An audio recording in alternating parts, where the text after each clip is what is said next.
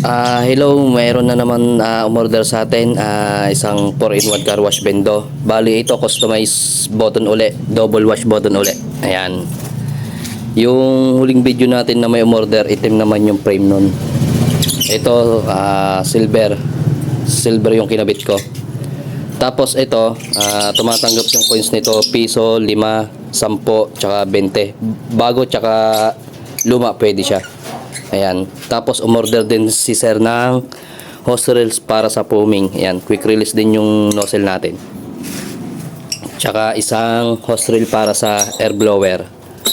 Tsaka isang hose para sa tar inflator. Ayan. Tapos yung hose reel nga pala natin, umiikot yan 360. Pares din yan. Tara, subukan natin to. Hulugan pala natin ng lumang 5. Ayan, lumabas yung 5. Umilaw yung mga button. Ayan. Bali, unang itry natin yung foam. Ito yung nozzle. Tumakan natin. Tapos, pindutin natin yung foam. Ayan. Ayan guys tankless nga pala to tankless siya, yung air compressor type. Ganda ng pagka-foaming na yan guys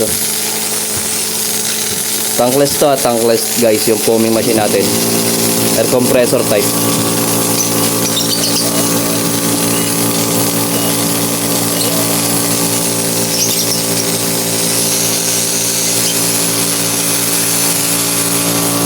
Yon, 30 seconds nga pala yon yung sinubukan ko. Yung time nun. Ayan, pagka-foaming niya guys napakaganda. Foaming talaga yan guys. Ayan. Tapos hulugan naman natin ng bagong pipe. Subukan naman natin tong air. Ayan, lumabas yung pipe, umilaw yung mga buton.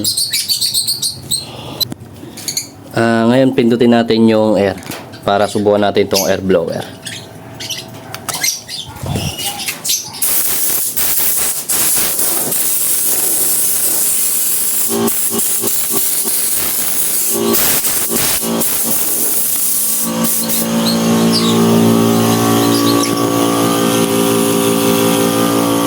Ten seconds lang yun guys 10 seconds lang yung tinime ko kasi demo lang naman to Tapos hulugan natin ng bagong 10. Try naman uli natin yung tong tar inflator. Yung air pa rin yung pipindutin natin. Hulugan natin ng 10. Ayan, lumabas yung 10. Pindutin natin yung itong air para sa tar inflator. Ito.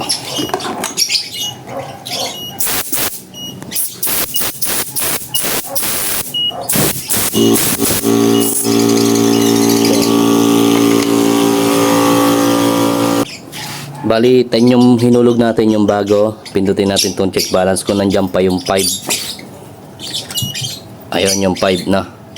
Tapos umiilaw pa yung mga button. Pindutin natin uli yung air para masubukan uli natin yung tar inflator.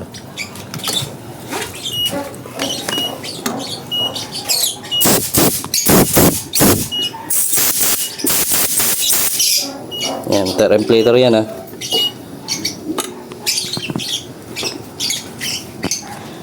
Ngayon subukan naman natin yung wash tsaka itong wash 2. Lugan natin ng 20. Ayan, lumabas yung 20. Bali guys, ang price nga pala nito, bawat button, tigpa 5 lahat yan 20 lang yung hinulog natin. Ngayon, tapos ilaw muna tong kinabit ko dito sa saksakan ng pressure washer. Sasaksak nyo lang na may pressure washer dyan. Ito yung wash 2, ito yung wash 1. Nilagyan ko na ng mark. Saksak muna natin itong ilaw. Iilaw naman yan pag pinindot natin yung wash. Pindutin natin itong wash 1. Ayun, may ilaw.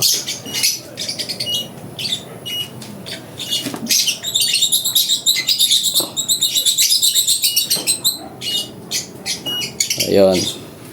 Yung wash 1 niya na, pinindot natin. Isa pa, 10 seconds lang naman yung sinat kong time muna, demo lang naman. Ayan, kasi 20 hinulog natin, pwede natin itong pindutin para lumabas. Yung, ayan, may 15 pa. Tapos may ilaw pa yung mga buton. Pindutin ulit natin para matest natin. Ayan. Ayan, may ilaw siya.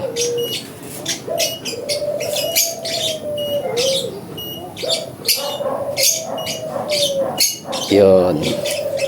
Tapos, dapat meron pang 10 yan. Pindutin uli natin itong check balance. Yan, may 10 pa. May ilaw pa yung mga available na button. Tapos, try naman natin itong wash 2. Lipat lang natin itong ilaw dito sa wash 2.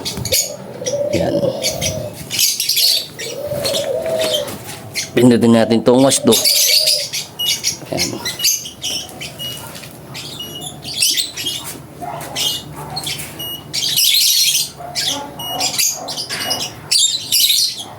Yun, hindi na may ilaw. Kunyari ito yung yung pressure washer guys Diyan lang na may sasaksak yung pressure washer. Pindutin ulit natin yung wash 2. Kasi meron pang 5 yan. Ayan. Last na to, last credit na to.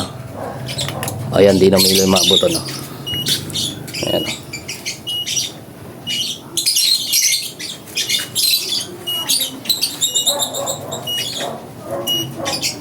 Yun. Kaya ipapaship ko na to itong order ni sir.